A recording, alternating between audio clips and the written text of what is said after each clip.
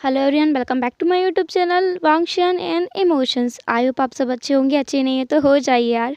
First of all I am sorry लेकिन मैं आप सबका टाइम बिल्कुल वेस्ट नहीं करूंगी। हम आज के पार्ट को डायरेक्ट स्टार्ट करते हैं। एंड लास्ट में मुझे कुछ बात करनी है। जिन लोगों को सच में मुझसे कुछ बात करनी है वो लास्ट तक रुक सकते हैं, अदरवाइज आप बस स्टोरी सुन के जा सकते हैं।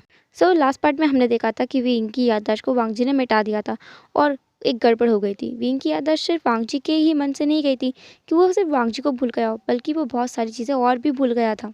वो अपने मम्मी पापा को, अपनी बहन को, उन सबकी मूर्ति बनी हुई उसकी पूरी की पूरी राज्य को, पूरे के पूरे क्लान को, सबको वो भूल चुका था। उसे बस इतना याद था कि वो है और उसका बेटा युआन है और कुछ भी नहीं। उसने बहुत कुछ करना चालू कर दिया था उस दुनिया में जहाँ उसे छुपा कर वांगजी ने रखा था।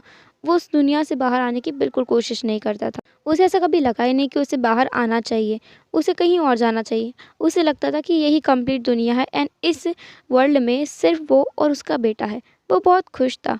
और यह इस तरफ वांगजी, जो कि पूरी तरह से पैक हो चुका था जिंगशी में। लानकुरान उसके ऊपर बहुत अच्छे से नज़र रखता था। किसी को भी वांगजी से बात करने की परमिशन नहीं थी। एक बार वांगजी ने उस कैद से निकलने की कोशिश भी की। इसके बाद में लानकुरान उसके पास आया। उसने पूछा भी कि तुम ऐसा कर क्यों रहे हो, तुम्हें कहाँ जाना है? जिंगशी में रहो, अच्छे से रहो, शांति से रहो, तुम्हें शांति पसंद है। वांगजी ने लानकुरान को सब कुछ सच सच बता दिया कि आखिर वजह क्या है। उसने विंग के बारे में सब कुछ बता दिया कि विंग से वो मिला है, उसे वो पसंद करता है और उसने एक बच्चे को गोद भी ले लिया है। वो बच्चा भी वही है। विंग की उसने याददाश्त मिटा दी है। लानकुरान ने वांगजी को बहुत डांटा कि ऐसे कैसे वांगजी किसी को भी ऐसे बंद रख सकता है।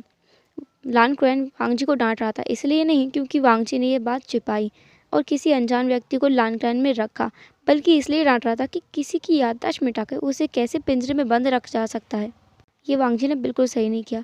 विंग एक इंसान है, ये कोई पंछी नहीं है, कोई जानवर नहीं है जिसे एक पिंजरे में एक दुनिया में बंद कर दिया जाए और उसकी याददाश्त भी मिटा दी जाए, उसके सोचने समझने की क्षमता छीन ली जाए। बहुत गलत बात है। और ये सब सुनकर वांगजी बहुत रिग्रेट कर रहा था कि उसे पहले ही अपने अंकल को सब कुछ सच सच बता देना चाहिए था, क्योंकि उसके अंकल उसे समझते हैं, उसे समझ रहे हैं कि हाँ, वांगजी कुछ गलत नहीं कर रहा है। वांगजी ने ये सब कुछ बताया एंड लानकुरान ने बाकी सबको भी ये सब कुछ बता दिया। जब ये बात लानहुआ को पता चली तो वो गुस्से में आग बबूला हो गया। उसे बहुत गुस्सा आ रहा था कि आखिर ऐसी कौन सी जगह है जिसके बारे में उसे नहीं पता। ऐसा कौन सी हिडन प्लेस है जहाँ पर वांगजी ने किसी किसी लड़की को छुपा कर रखा है और एक बच्चे को भी। लानहुआ को शक तो हो रहा था कि ये वी ही हो सकता है। राजकुमार वी के अलावा वांगजी के साथ और कोई नहीं हो सकता। और पिछले 1 महीने से राजकुमार वी लानहुआ को मिला भी नहीं है। लानहुआ ने बहुत ढूंढा पर उसे वो मिला नहीं। लानहुआ को लगा कि शायद वी को कुछ हो गया है। वो इस बात से थोड़ा परेशान भी था, इसलिए नहीं क्योंकि उसे वी की चिंता है, बल्कि इसलिए कि अब वांगजी को कौन मारेगा। लानहुआ सोचता था कि जैसे ही वांगजी मरेगा उसके गम में उसका बड़ा भाई बिल्कुल पागल हो जाएगा, उसके मम्मी पापा होश में नहीं रहेंगे और अंकल लानकुरान इस हालत में नहीं होगा कि वो कुछ संभाल सके, तो सारा का सारा कंट्रोल क्लान का लानहुआ के हाथ में आ जाएगा। वो यही सब सोच रहा था, पर उसे क्या पता था कि उसका पासा तो उल्टा पड़ने वाला है। लानकुरान विंग को वहाँ से लेकर आया, उसके साथ में आयुआन को। जब विंग ने और आयुआन ने लानकुरान को वहाँ देखा वो बहुत डर गए थे कि ये कौन इंसान है यहाँ आ गया, क्योंकि विंग को तो कुछ भी याद नहीं है। लेकिन वो इतना ज़रूर समझता है, कोई भी अगर उसे ना पहचाने वाला इंसान वहाँ आएगा तो वो उसके बच्चे को हार्म कर सकता है।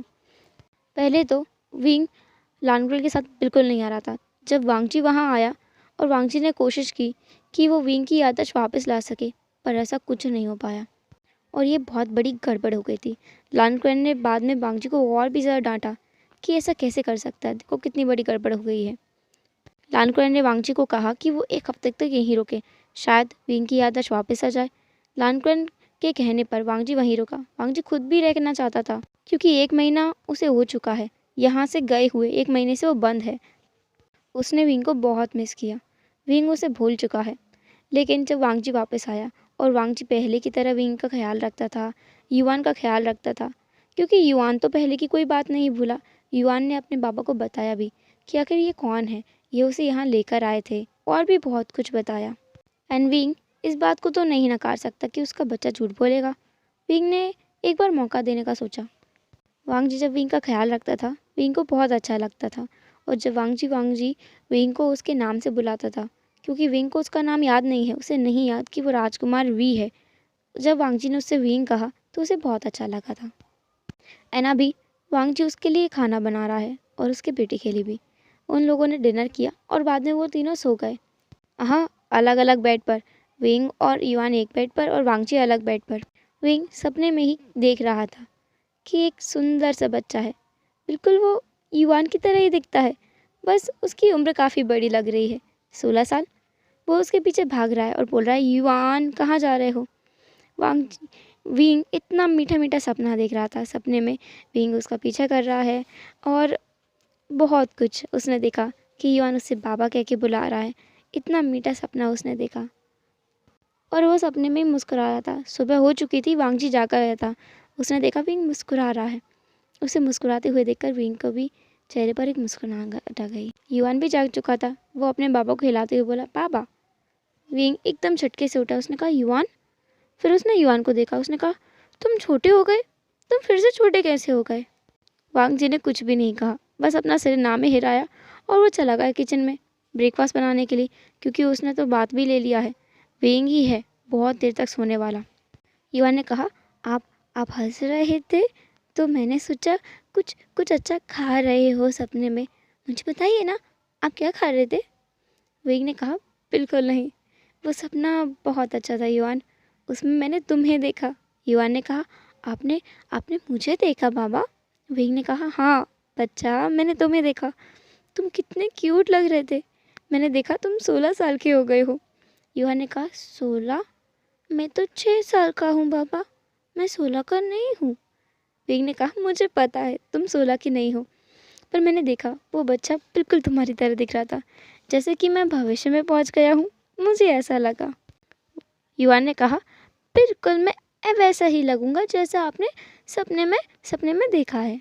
विंग ने हंसते हुए युआन से बातें की। युआन भी हंसते हुए विंग से बातें कर रहा था। वांगची ने ब्रेकफास्ट बनाया, उन लोगों ने ब्रेकफास्ट किया।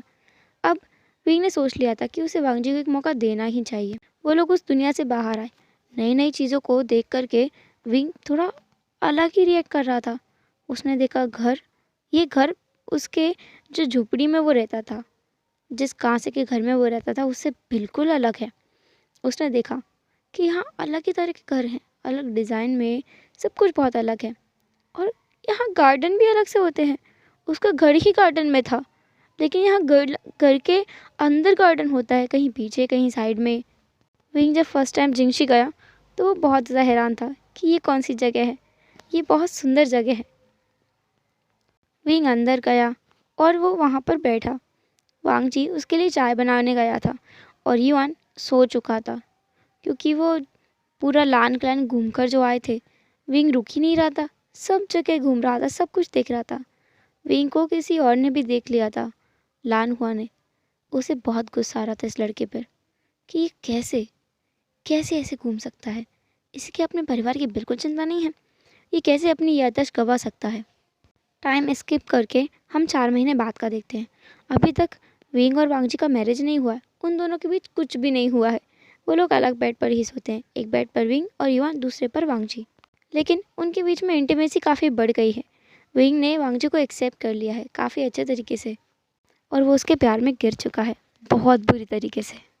उठते बैठते जागते खाते पीते इवन नहाते हुए भी वो वांग जी को अपने साथ इमेजिन करता फिरता है। जिंगशी में एक अंदर रूम है जो सिर्फ विंग के लिए वांग जी ने स्पेशली बनवाया है, जिसमें विंग और युआन के अलावा कोई नहीं जाता। वांग जी चाहता है। आज विंग जो था वहीं पर चेयर पर बैठा हुआ था, वो वुडन चेयर पर बिल्कुल अपनी ऐसी बॉडी एक्सपोज करके बैठा था कि वांग जी जैसे सामने आया, वांग जी के चेहरे के सारे रंग उड़ गए। वो विंग को बस एकटक देखे जा रहा था कि विंग करना क्या चाहता है। विंग ने सिड्डू से होकर कहा, और गगा तुम्हें कैसा लग रहा है। वांग जी खांसने लगा। उसने कहा, ये क्या है। उसने अपनी पीठ कर ली। वो ऐसी हरकतें कर रहा था जैसे कि उसे बहुत शर्म आ रही हो। सच में वांग जी को बहुत शर्म आ रही थी। उसका नेक, उसके ईयर्स, उसके चीक्स सब कुछ रेड हो चुके थे। विंग ये बात महसूस कर पा रहा था। वो उठकर खड़ा हुआ। उसने कहा, और काका क्या तुम यहाँ नहीं आओगे अपने विंग के पास। विंग मस्ती करने की सोच रहा था, लेकिन उसके ऊपर यह मस्ती भारी पड़ गई। वांग जी घूमा और विंग के पास एकदम भागकर आया। वो चेयर पर बैठ गया और विंग को अपनी लैप में खींच लिया। उसने कहा, तो बाओ भी मेरे साथ खेलना चाहता है। विंग ने कहा, ये क्या है? तुम ऐसा नहीं कर सकती, ये चीटिंग है। तुम्हें डरना था, तुम्हें शर्म आना था। ये नहीं, ये मेरे काम है। ये बेशर्म वाली हरकतें सिर्फ मेरी हैं। शेमलेस काम सिर्फ विंग के नाम, समझे वांग जी? वांग जी ने कहा, बिल्कुल नहीं, मेरा विंग बिल्कुल शेमलेस नहीं है। मेरा विंग तो बहुत ज़्यादा इनोसेंट, क्यूट और मासूम है, समझे? वांग जी ने कहा, ये सब कुछ। और विंग ने कहा, मैं मासूम हूँ? सच कहा, मैं बहुत मासूम हूँ। हे गाइस, बिल्कुल आपके ऑथर की तरह मासूम है। चलो जोक्स अपार्ट। वांग जी कहता है, मैंने भी तो वही कहा। विंग और वांग जी ऐसे ही फन कर रहे थे। तभी युआन वहाँ आया, बाबा बाबा चिल्लाते हुए, और विंग उठकर खड़ा हो गया। उसने अपने रोप्स को सही किया और कहा, वांग जी, ये क्या बदतमीजी है? तुम क्या कर रहे थे अभी? युआन ये सब कुछ सुन रहा था। उसने कहा, बाबा बाबा क्या हुआ? पापा ने कुछ किया? विंग कहता है, हाँ, ये बहुत शैतान इंसान है। इसने, पता है तुम्हें क्या किया? जानना चाहोगे? वांग जी हैरानी में विंग को देख रहा था कि ये क्रिकेट कितना जल्दी रंग बदलता है।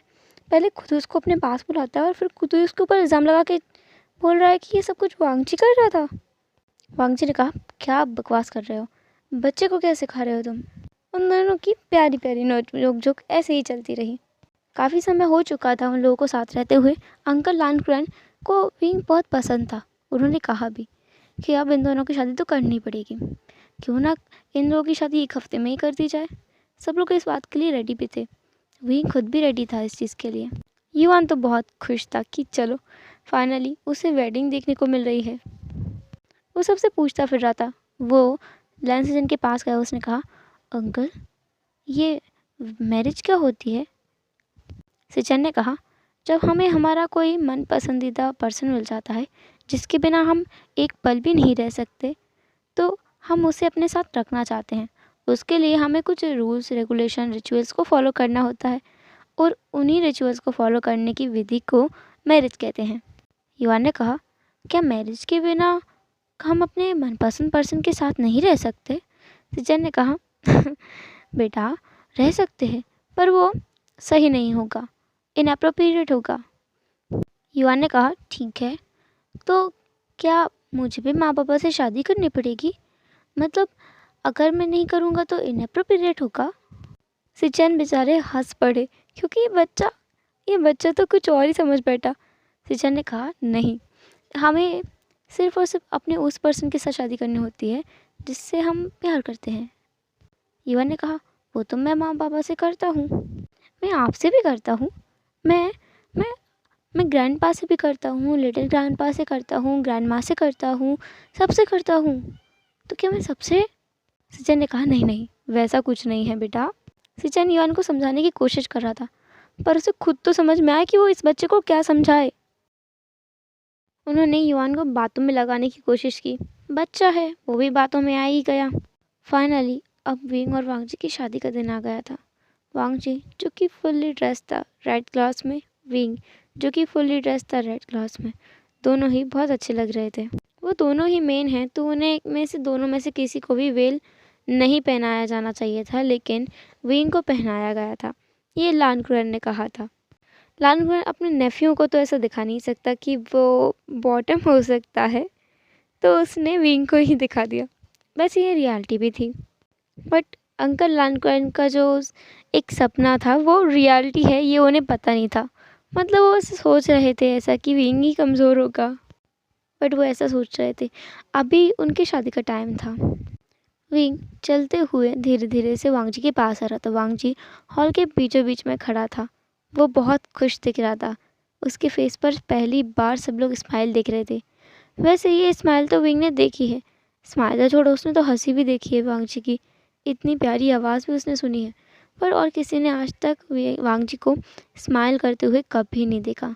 आज सब लोग जान पा रहे थे कि वांग जी हार्टलेस नहीं है, कोल्ड नहीं है, इमोशनलेस बिल्कुल भी नहीं है। बस है तो वो अपनी फीलिंग्स को हर किसी के सामने एक्सप्रेस नहीं करता। सिर्फ और सिर्फ स्पेशल पर्सन के लिए वो अपनी फीलिंग्स को रखता है। फाइनली जब विंग वांग जी के पास आने वाला था, जस्ट 4 कदम की दूरी पर, तब भी जो लान हुआ था वो एकदम दौड़ कर आया। उसने विंग का जो वेल है उसको सबके सामने रिवील कर दिया। लानहुआ को विंग बहुत टाइम से देख तो रहा था, पर अचानक से ऐसा करने से विंग एकदम बौखला सा गया कि ये क्या हुआ। बहुत ज़्यादा डर गया। बाकी सब लोग भी बहुत ज़्यादा हैरान थे। वांग जी को बहुत गुस्सा आ रहा था। लानहुआ ने चिल्लाते हुए कहा, तुम ऐसा कैसे कर सकते हो? तुम्हें अपने परिवार की कोई चिंता नहीं है? उसने कहा, मेरा परिवार? तुम किसकी बात कर रहे हो? लानहुआ ने कहा, तुम नाटक करना बंद करो। मुझे पता है तुम्हें इससे प्यार हो गया है, इसलिए तुम झूठ बोल रहे हो। पर एक बात याद रखना, तुम्हारी फैमिली हमेशा की मूर्ति बनी रहेगी, पत्थर की बनी रहेगी। जब विंग ने ये सब सुना तो अपने दिमाग पर गौर करने लगा कि ये सब कब हुआ है, कैसे हुआ है। लानहुआ ने कहा, मेरी गलती है जो मैंने तुम्हें चुना। तुम जैसे इंसान को जीने का कोई हक नहीं है। मैं तुम्हें कर्ज करूँगा, क्योंकि एक मरने वाला व्यक्ति किसी को कर्ज करे तो वो कर्ज कभी नहीं हटता, कभी भी नहीं। मैं तुम्हें कर्ज करता हूँ, अगर तुम वांग जी को ना मार पाओ तो तुम्हारी फैमिली कभी भी असलियत में नहीं आ पाएगी, और तुम खुद ही जा कर के अपने परिवार की सारी मूर्तियाँ तोड़ दोगे। वो कभी रियलिटी नहीं बन पाएंगे, वो कभी भी अपने वापस से इंसान नहीं बन पाएंगे। तुम्हारा माइंड ही ब्लैक हो जाएगा। तुम सिर्फ बुरा सोचोगे, सबका बुरा। तुम इस बच्चे को, लानहुआ ने युआन की तरफ इशारा किया, इस बच्चे को भी जान से मार दोगे। तुम किसी के नहीं हो पाओगे। तुम सब कुछ ख़त्म कर दोगे। ऐसा बोलते हुए लानहुआ ने अपनी तलवार से अपना गला काट लिया। विंग को ये सब देख करके बाकी सब कुछ याद आ गया था कि उसकी माँ, बाबा, पूरा क्लान, सब कुछ तो पत्थर बना हुआ है। वांग जी बहुत ज़्यादा शौक में था, मतलब बहुत ज़्यादा ही। उसे इतना तो पता था कि लानहुआ जो है साजिश रचता है, पर क्या विंग को उसने भेजा था उसे मारने के लिए? विंग की याददाश्त चली गई है, इसलिए विंग ने उसे नहीं मारा। वांग जी का तो जैसे दिल ही टूट गया था। फिर भी वो सारी बातें विंग से पूछना चाहता था। ऐसे ही वो किसी पर विश्वास नहीं कर सकता। उसे सब कुछ विंग से क्लियर करना है। सब लोग बस विंग को देख रहे थे, और विंग हैरानी में लानहुआ का कटा हुआ सर देख रहा था। वो बहुत ज़्यादा डर गया था, उसके हाथ पैर ही काँप रहे थे। युआन वो खुद भी डर गया था। वो भागकर विंग के पास गया। वो रो रहा था, बहुत ज़ोर ज़ोर से रो रहा था। विंग को लानहुआ की कई कई बातें याद आई। उसने विंग को कर्ज किया, उसने मुझे कर्ज किया। विंग को सब कुछ याद आ गया था कि उसकी फैमिली के साथ क्या क्या हुआ है, और वो सोच रहा था, अगर ऐसा हुआ तो मैं अपने माँ पापा को, अपनी बहन को, नहीं, मैं उन्हें नहीं मार सकता। और ये क्या है? मैं मेरे युवान को, बिल्कुल नहीं। कुछ भी हो, मैं वांग जी को भी नहीं मार सकता। नहीं, वो मेरी बहन का और मेरा दोनों का। नहीं। वांग जी विंग के पास आया। उसने कहा, वी, क्या तुम ठीक हो? कि वो सब कुछ सच था?